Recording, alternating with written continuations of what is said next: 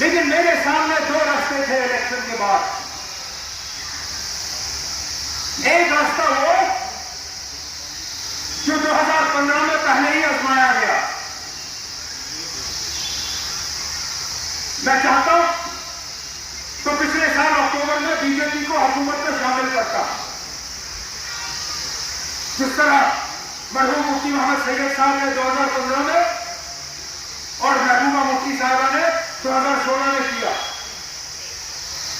उस वक्त बिना बीजेपी की हुकूमत बन सकती थी। कांग्रेस भी तैयार, नेशनल कॉन्फ्रेंस भी तैयार,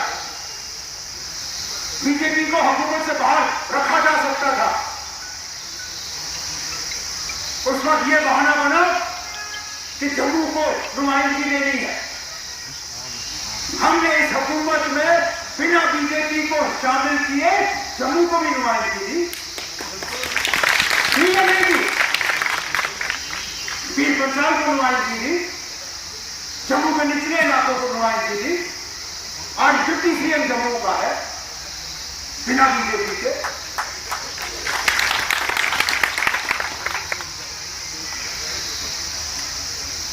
तो या हम बीजेपी को हुकूमत में शामिल करते, मुमकिन है शामिल करने का हमें यह तोहफा मिलता कि फटाफट वो हमें रियासत का दर्जा देते। लेकिन क्या रियासत हासिल करने के लिए आपको सौदा करने के लिए तैयार? अगर आप तैयार हो मुझे बताओ, क्योंकि मैं वो सौदा करने के लिए तैयार नहीं हूं।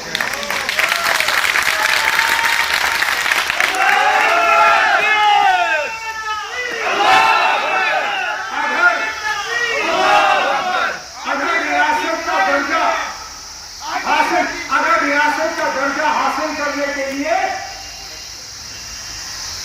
बीजेपी को हुकूमत में शामिल करना जरूरी है, तो मेहरबानी करके मेरा इस्तीफा आप लोग कबूल कर लीजिए और यहां किसी और एमएलए को आप वजीर आला बना के बीजेपी के साथ हुकूमत बनाओ।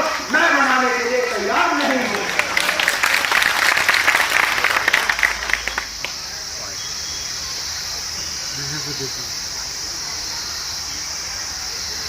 अगर इसके लिए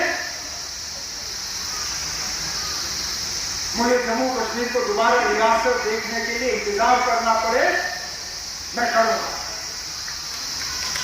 अगर रुपए के 100 पैसों के बजाय रुपए के 50 या 70 पैसे का काम हो, मैं वो भी तस्लीम करने के लिए तैयार हूं। लेकिन इंशाल्लाह हम काम करके ही अपने आप को आपके सामने पेश करेंगे। ये मेरा वादा है आप लोगों के साथ।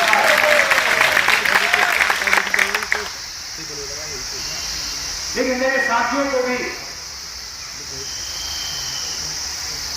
थोड़ी हिम्मत करनी होगी,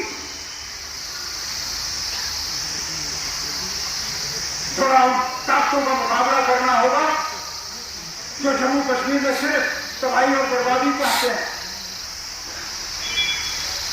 जो ये देखना चाहते हैं कि हम भीख मांगे, हम घुटनों पे उतरे, हम जलील हों।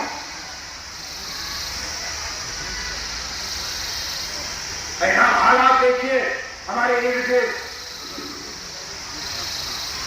वो लोग जो मुझे कहते हैं कि आप सड़कों पे उतर के एहतजाज क्यों नहीं करते हो, मेरा जवाब उनको यही है कि जाओ लद्दाख के हालात देखो। अरे ना, लद्दाख पे फायरिंग खोलने में उन्होंने 1 घंटे का इंतजार नहीं किया, यहां तो 10 मिनट इंतजार नहीं करेंगे। कितने नौजवानों का खून यहां बहते हुए देखना चाहते हो, मैं कम से कम उस चीज के लिए तैयार नहीं। हम तो कभी 5 अगस्त 2019 के हक में नहीं थे। हमने उस दिन से कहा कि हमारे साथ जो हुआ गलत हुआ।